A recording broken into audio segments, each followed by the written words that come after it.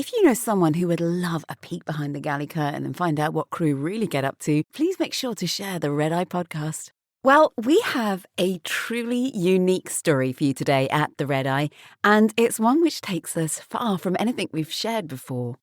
Today's tale comes from someone who was once a familiar face on our screens, renowned for his work in wildlife conservation, and most notably with lions. He's someone who shares a deep bond with these magnificent creatures that most of us will only ever glimpse from a safari jeep or through the bars of an enclosure. But in the world of celebrity, and indeed in conservation, sometimes you have to travel further than a truck ride away. And that raises an unusual question. How do you take a lion on a flight? We've all seen the occasional dog or cat on the baggage carousel in the arrivals hall, but a lion? Surely that is a very different experience.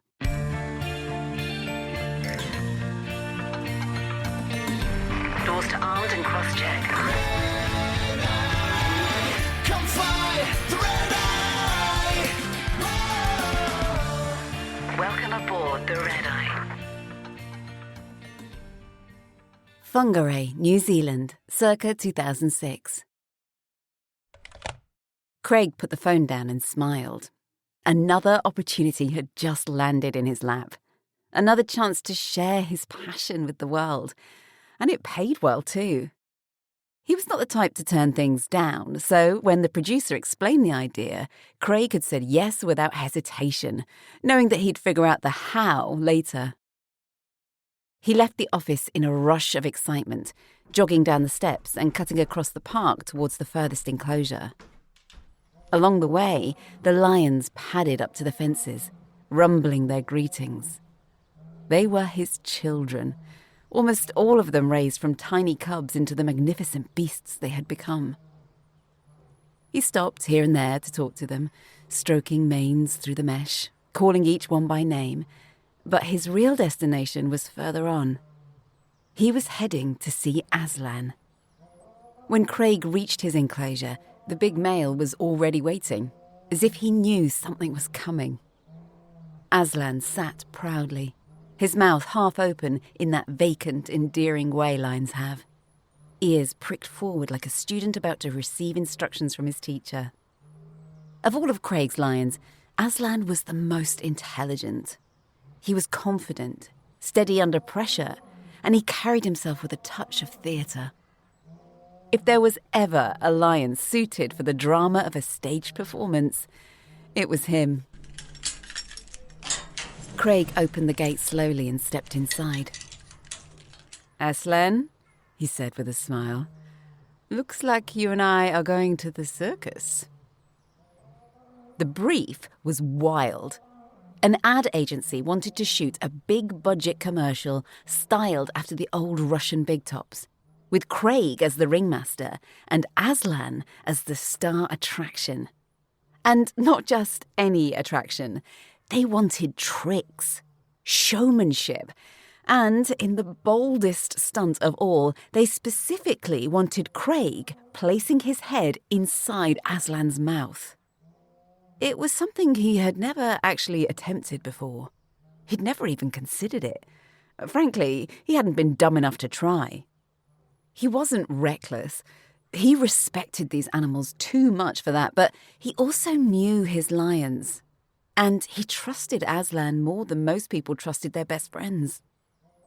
He knew they could do it. They would just have to spend a few weeks training, and he was quite sure that they were both going to love it.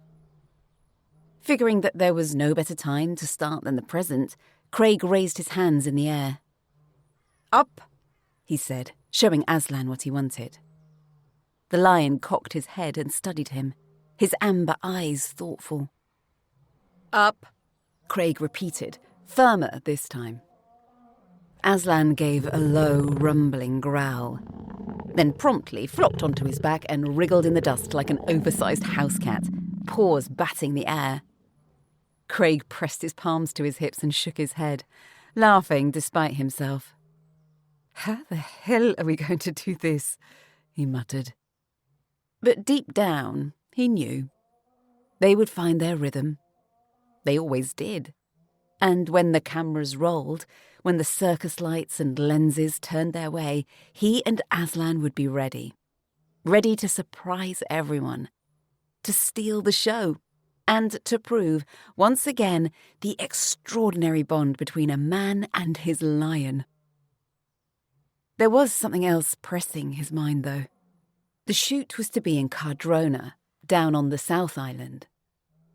It was a place of staggering beauty. Snow-capped peaks cut sharp against a sky of endless blue, and the air so cold and clear it almost hurt your lungs to breathe. It was, without question, the perfect backdrop for a Russian big top. But it was also far. Too far. Almost a full day's drive from Auckland if you pushed through without stopping. Craig knew that driving wasn't an option. Not with Aslan. The big lion had been raised here, safe within the park, and though he had been on short trips, an outing to the beach, a handful of local excursions, nothing came close to the grueling length of that journey. The stops, the rest, the exercise he would need along the way. It wasn't fair, and it wasn't safe. No, Craig thought. The equipment could travel by road, the portable enclosures and everything else they would need, but he and Aslan would have to fly. The idea made his stomach tighten. He had never flown with a full-grown lion before. Did people even do that? Was it even possible? He pictured the sheer weight of Aslan's body, the crate he would need, the way every noise and vibration would echo through the aircraft. He rubbed the back of his neck, shaking his head at the madness of it all. And then, as he always did, his mind clicked into that strange place it went when a challenge landed in front of him. The place where he became half dreamer, half supercomputer, running through every possibility, every risk, every way it could go wrong, and every way he could make it work. He would figure it out. He always did.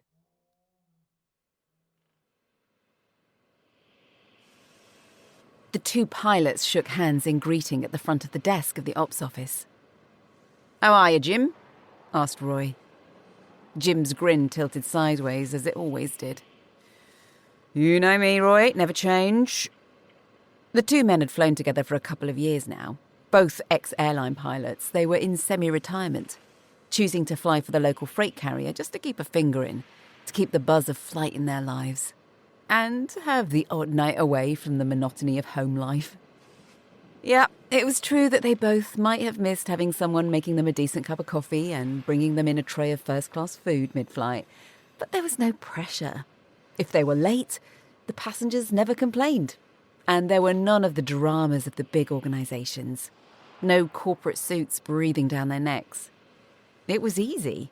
Someone loaded the cargo, they flew it to where it was meant to be, and, if they were lucky, like tonight, they got a night in a hotel and drinks on expenses.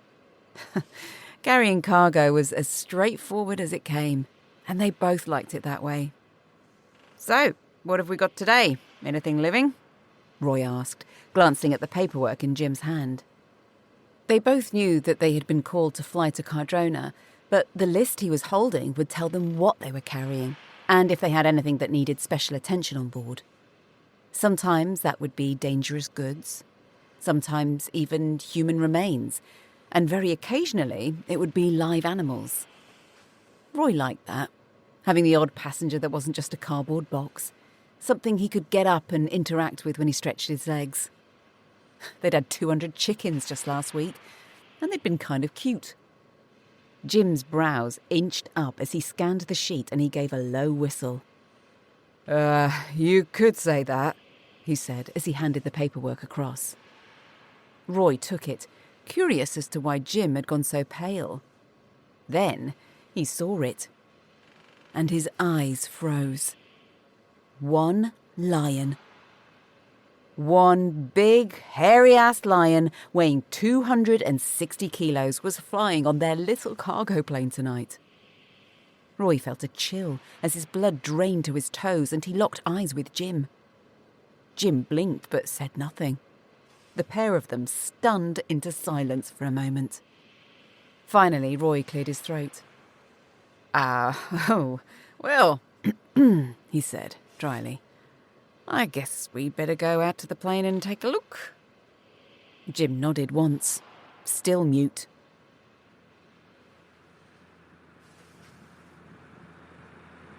It's okay, boy, Craig soothed as Aslan let out a low growl.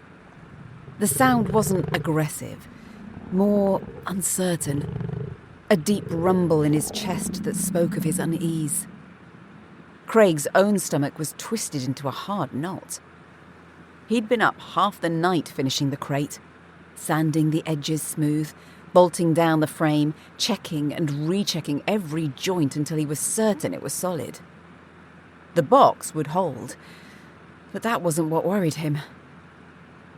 No, what gnawed at him was Aslan himself. His lion, his boy, he didn't want him to be afraid. Not now, not ever. And he knew that this, all of this, was so alien to him.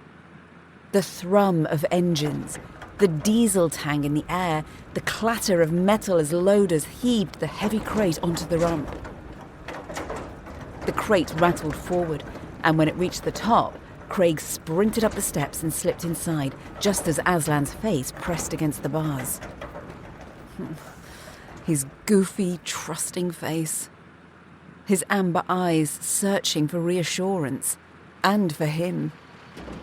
All the way to the front, Craig called above the noise, directing the loaders with a wave. He's probably better in the middle, one of the men shouted back, fighting the crate's weight. Craig's jaw tightened. He had thought through this 100 times already, played every scenario out in his head. There was no room for compromise. No, he said, firm and steady. He needs to be up here with me. The man frowned, but Craig didn't waver. The freight company had told him he'd be riding up front in the jump seat, right behind the pilots. The cockpit on this small freighter was open to the cabin with no dividing door. If Aslan was going to stay calm, he needed to be close. Close enough to hear his voice and close enough to see his face. Shall we turn him around? The loader asked, peering around the crate as it rolled forward on its tracks. Craig shook his head immediately. No, he needs to see me. He didn't add the rest out loud. And I need to see him.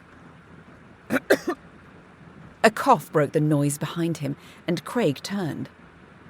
Two men stood at the back of the cabin, their flight bags slung over their shoulders. The pilots. Both were staring at him with the same expression. Part disbelief, part horror, and part fascination. Oh, hi, Craig said, stepping forward with his hand out, as if this was the most ordinary introduction in the world. I'm Craig, and this... He flicked his eyes toward the great golden head pressed against the bars. This is Aslan. The two pilots exchanged a look, but neither spoke. They nodded stiffly, speechless, and Craig almost laughed at the absurdity of it. 3 men and a lion about to share a flight to Cardrona.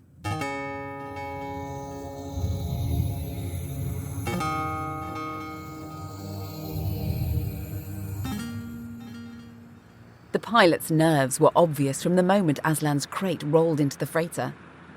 Their eyes had followed every rattle of the metal frame, every shift of the lion's massive shoulders behind the bars.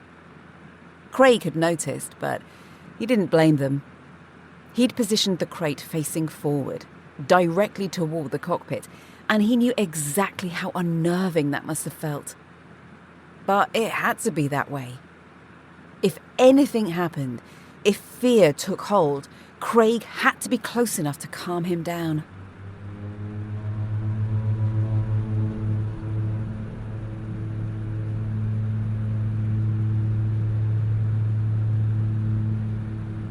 At first, everything went smoothly.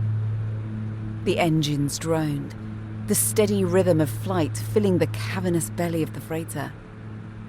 Aslan sat quietly, golden eyes fixed on Craig, his chest rising and falling in calm, measured breaths. Then halfway through the flight, they hit the storm. It was just a 2-hour flight, and it should have been easy, but weather and turbulence stops for no one, not even a lion on a freighter. The hollow aircraft amplified every sound. Metal groaned and rattled. The fuselage creaked like an old ship at sea. The turbulence came sharp and sudden, jolting the plane with violent shudders, and each lurch sent the crate rattling against its restraints. Aslan's eyes darted in the dim light, confusion and panic flashing in them. Craig heard it. Expected it from the first jolt, the low growl building in Aslan's throat. The heavy thud of his body pressing against the bars, the scrape of claws on wood. His crate shifted slightly with the force of the lion's weight. Craig unbuckled and turned in his seat, his voice cutting through the storm and the groan of the aircraft, calm and steady. "It's okay, boy. Easy now, easy. Easy, easy, easy." He spoke softly and slowly as the plane strained through the weather. Aslan's growl easing for a while before becoming a full, lion-sized roar as they dropped again. Jim's hands tightened around the yoke, his knuckles whitening as the rain lashed against the windshield. The aircraft shuddered in another downdraft. He darted a look at Roy, whose expression mirrored his own, pale and tight-jawed, with eyes as wide as dinner plates. Behind them came the sound that was twisting both the men's stomachs, the low, rolling growl of the lion. And over it, the steady murmur of his handler, that crazy lion keeper talking to the animal as if it were a nervous child. Roy swallowed hard. In the reflection of the windshield, he caught a glimpse of the crate. Massive and hulking, its bars glinted faintly, and inside it, he could make out the golden eyes of the lion, moving with its body, back and forth, left and right. His pulse hammered in his throat. "Jesus Christ," Roy whispered. "If that thing gets out." "I hear ya," Jim muttered. His eyes were locked forward, scanning the night sky for the gap in the storm, for the moment the plane would settle, and so too, hopefully, would their unhappy cargo. He cleared his throat and called over his shoulder, his voice cracking slightly. "Is that crate secure?" "Don't worry, it's solid," Craig answered smoothly. He sounded maddeningly calm, like it was nothing more than a Labrador whining in the back seat. "It's all good, nothing to worry about." And for half a minute, the reassurance worked. Roy let out a shaky breath, and Jim loosened his grip on the yoke just enough to get some feeling back in his fingers. And then the aircraft hit another pocket of turbulence and dropped. The lion roared. The sound filled every rivet, every hollow cavity of the freighter, and vibrated through the pilot's bones. "Jesus fucking Christ!" Roy burst out, gripping the edge of the console. "Get me into Cardrona and into a bar right now!" Jim said nothing. Not out loud, anyway. He had suddenly become very aware of a spreading warmth in his lap. He glanced down, half disbelieving, half resigned, to see a patch on his trousers, darkening unmistakably. In 40 years of flying, he'd handled it all. Engine failures, hydraulic problems, emergency landings, medical panics, and storms far worse than this one. He'd prided himself on always staying calm under pressure, but never once had he flown with a lion on board. Never once had he had 260 kilos of predator rattling its crate directly behind his seat. And never, Never, until now, had he pissed himself in the cockpit.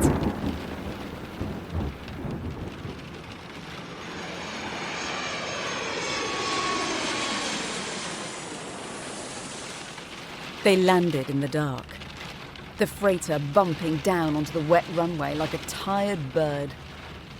The storm had spat them out at last, but the cockpit was still thick with the smell of sweat, fear, and damp fabric. Jim and Roy said nothing as they taxied off the runway. Their eyes were hollow, their lips pressed into thin lines.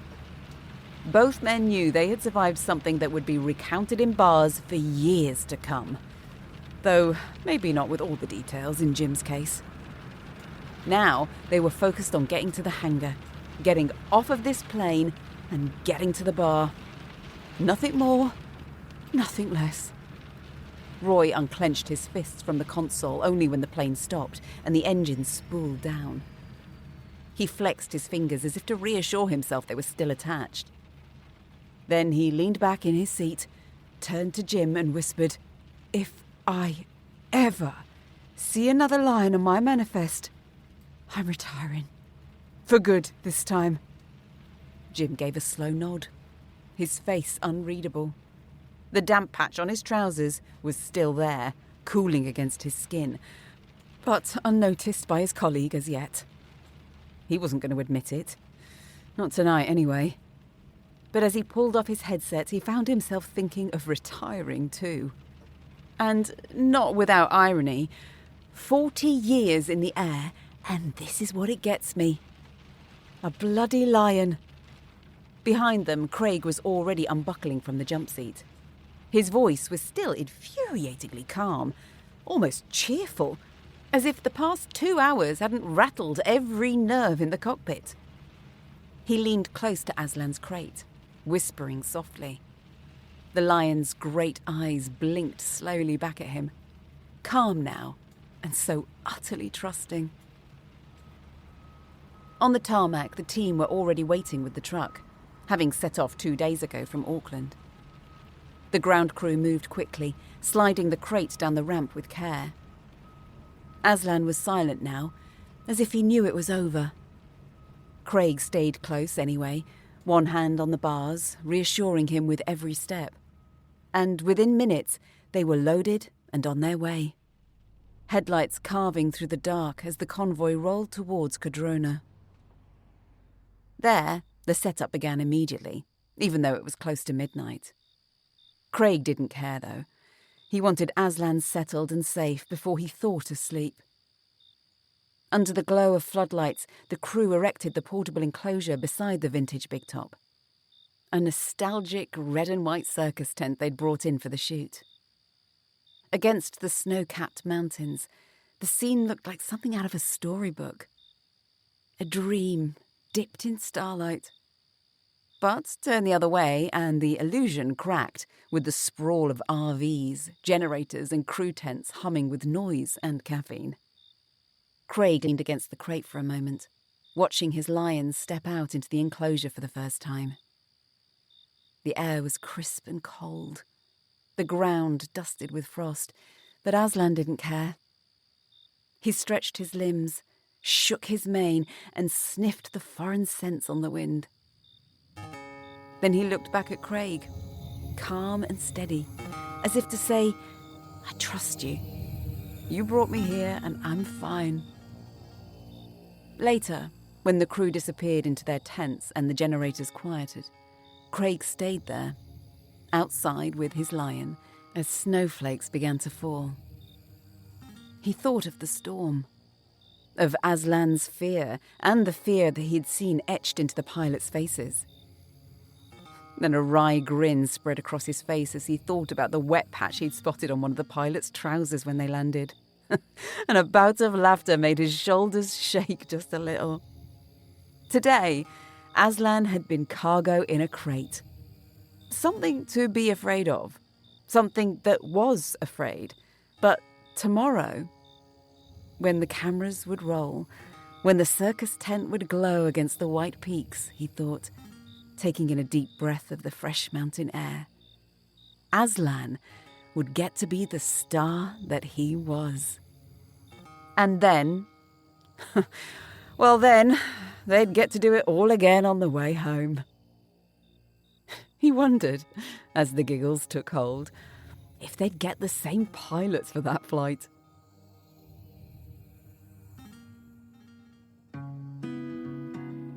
The Red Eye podcast is written by Kaylee Kay, narrated and produced by me, Ali Murphy.